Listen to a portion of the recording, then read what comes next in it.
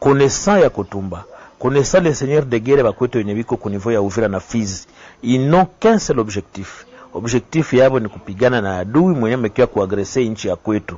Aliamua kwenda kwenye eneo na kupanga operation, akavuruga muungano pa Kipupu na akaendelea kwenye eneo ya kijiji cha Lwemba Filo 14 na akapita, na kwa sasa hivi ako kwenye mjini wa Mikenge. Hizo ni baadhi ya habari kuu ambazo tumekusanya leo hii, msikilizaji na mtazamaji wa Kwetu News 24. Bila shaka tuna matumaini ya kwamba upo mzima wa afya popote pale ulipo, na karibu kusikiliza na kutizama habari zetu leo hii ambazo zimechunguzwa, ambazo zimethibitishwa na ambazo zinasadikika kwamba ni za ukweli kabisa. Naam, tuanzie huko maeneo ya Minembwe ambako mapigano makali yameripotiwa tangu alfajiri ya Jumapili hii ya tariki 8 March mwaka 2026 katika maeneo kadhaa ya tarafa la Fizi, hususan huko Minembwe, Rubanda, Bangere, Bikuba, Kitavi ya pili na Kahwela. Kwa mujibu wa taarifa zilizokusanywa na Kwetu News 24, mapigano hayo yamekutanisha makundi ya waasi ya AFC M23, Twigwaneho, Redi Tabara na Gumino ambao wanafaidika na msaada kutoka kwa jeshi la Rwanda dhidi ya vikosi vya wazalendo vinavyofanya kazi kwa pamoja na jeshi la taifa FARDC. Muda huu tunapopanda angani, msikilizaji na mtazamaji wa Kwetu News 24, inasadikika kwamba wazalendo walishambulia ngome za waasi wa M23 na kuweza kuwatimua katika maeneo kadhaa, mkiwemo huko Kitavi ya pili. Waasi wa M23 wakashika njia moja kwa moja na kujielekeza maeneo ya Bidegu, eneo ambalo si mbali sana na mji wa Minembwe Center. Lakini pia waasi wa M23 walitupa makombora katika eneo la Kalingi karibu na Minembwe. Kulingana na vyanzo vya kuaminika, mapigano hayo yameanza saa 11 alfajiri na yanaendelea hadi sasa, hali ikiwa tete. Vyanzo hivyo pia vinajulisha kuwa ndege zisizokuwa na rubani ama drone zimefanya mashambulizi katika eneo la Kakenge, eneo ambalo kwa sasa lipo chini ya udhibiti wa M23. Wakati hayo yakijiri namna hiyo, maeneo ya huko Mwenga ndani ya sekta ya Itombwe, Jemadari Milenge Zelambuma anaendelea kushambulia waasi wa M23 ambao walitaka kuwashawishi vijana waliopumbazika huko Kipupu pamoja na maeneo mengine, kama alivyotueleza msemaji wake, akihakikisha kwamba uvumi uliovuma kwamba Milenge Zelambuma ni mmoja kati ya waliokuwa na ushirikiano na waasi wa AFC M23 ni uzushi na uongo mtupu. Kwa majina, mimi najulikana Mtendwa Bya Mungu Maurice Santos. Mimi ni msemaji wa ndugu mheshimiwa General Milenge Ishibonane Zelambuma Safari ambaye anapatikana kwenye akse ya Itombwe. Message ambayo naweza nikafikishe kwa watu wote ulimwenguni na pamoja na wajournalisti ambao wanaopatikana mbele yangu kwa sasa ni kwamba ni kulingana na hali iliyosemeka kwa ajili ya mheshimiwa General Milenge Ishibonane Zelambuma Safari kusema kwamba yeye ni mshtumiwa, ya kwamba ni mshtumiwa M23. Cha kwanza nimepiga marufuku mimi kama vile msemaji wake. Ile ni maneno ya watu ambao wanaomchukia na ni hali ya vita ambayo tunapiganishwa na wale ambao wanatajwa M23. Mtu ambaye anajulikana kuwa M23 namna gani anaweza kuondoka na kwenda vuruga adui kwenye maeneo? Ile ni kitu cha kushangaza.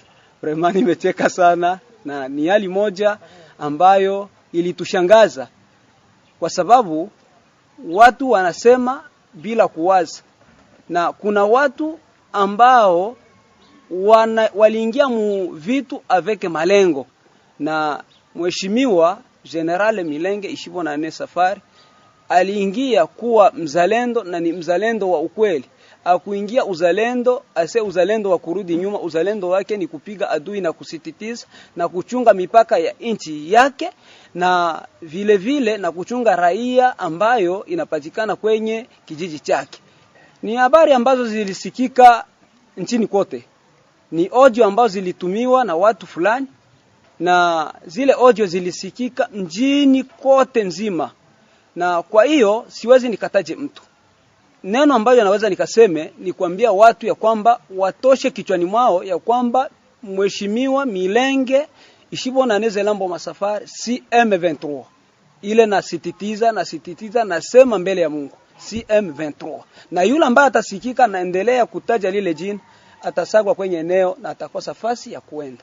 Tulipata ordre kutoka kwa wakuu viongozi wa niveau gouvernemental kusema ya kwamba generale wetu arudie muaxe yake pale Itombwe, pamoja na kiongozi wetu coordinateur General William, yeye mwenyewe kasema ya kwamba arudie kwenye eneo, aende akafate adui kulingana na muungano uliofanyika kwenye eneo ya Kipupu.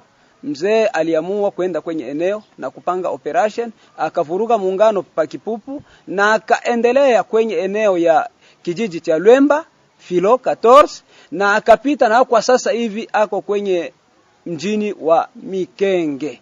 Wakati hayo yakijiri namna hiyo, maeneo ya Uvira, Andre Biadunia Mashaka, mmoja kati ya malida wa mji huo na tarafa nzima la Uvira, anaendelea kukemea vikali vitendo vya wachonganishi wanaotaka kuleta vurugu na kuweza kutawanya wazalendo ambao wanapigana kwa maslahi ya raia pamoja kutetea udongo wa Kongo, huku wakivumisha habari zisizo na uhakika.